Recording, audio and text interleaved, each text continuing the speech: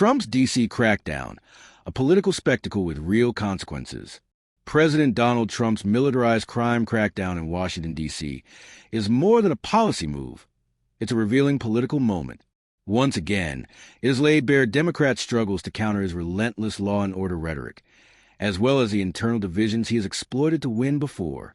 Party leaders can cite falling crime statistics all they want, but those numbers mean little to residents of a city that has already endured 100 homicides this year. Trump may be quicker than Democrats to tap into public fears about violent crime, but true form, he's chosen an extreme path. Declaring a state of emergency where none exists, he's long on optics and short on solutions. He vilifies the homeless while pushing economic policies that could worsen their plight, like his high-profile peace deals and flashy trade announcements. This crackdown risks being more show than substance. For D.C. residents, the fear is real. Trump's surge of federal officers and troops may briefly bolster the police force, but it's a temporary fix. Once the cameras leave and the soldiers go home, the same dangers will remain. The deeper problem is that, in the Trump era, every policy issue becomes a partisan brawl, strangling genuine solutions. Crime is a complex challenge, not a political prop. Three truths can coexist. Democrats are weak at crafting winning messages. Trump's tactics fit a creeping authoritarian pattern. And yes, D.C. can still be dangerous despite falling crime rates. Democrats without a champion. Trump's bombastic press conference announcing his takeover of D.C.'s Metropolitan Police Department was pure political theater, aimed at energizing his base. It also highlighted the Democrats' biggest weakness, the absence of a powerful figurehead who can match Trump blow for blow.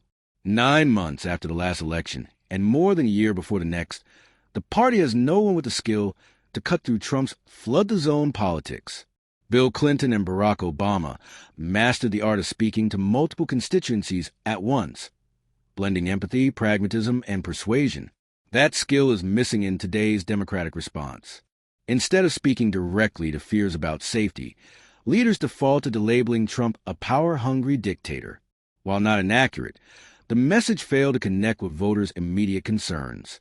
Statements from figures like Chuck Schumer, Hakeem Jeffries, and Jamie Raskin hammered Trump's motives, his scandals, and even his Epstein ties, but said little about how to keep streets safe.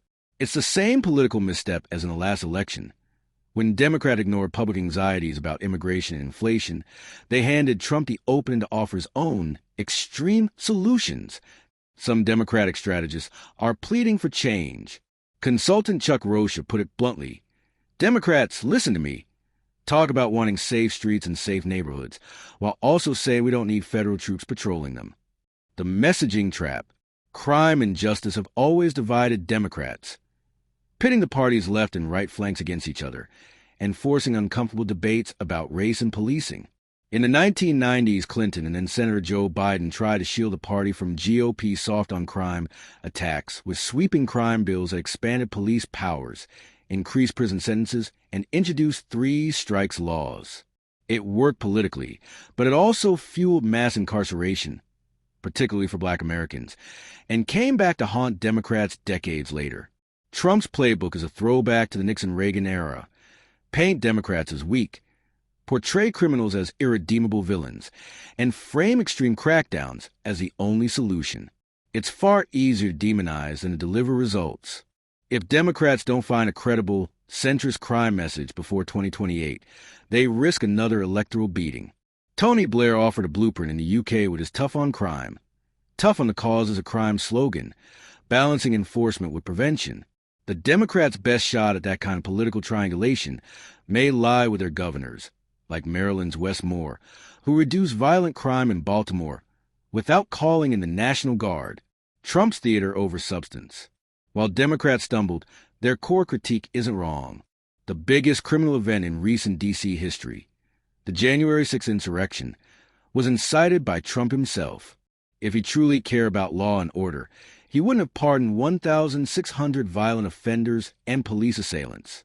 Sending the National Guard into the streets without a genuine crisis isn't just overreach. It's a page out of the strong man's playbook. If Trump were serious about improving D.C.'s safety, he could start by reversing the GOP's $1 billion budget cut to the city. a move local officials warn will hit schools, public safety, and already stretched police resources. Instead, his administration's plan for the homeless boils down to shelters, rehab, or jail. No new housing strategies, no expanded social services, no long-term vision. But perhaps that's the point. For Trump, the military trucks lined up by the Washington Monument this week weren't just a show of force. They were the show. And in that image lies the essence of his politics. Power projected, problems unresolved.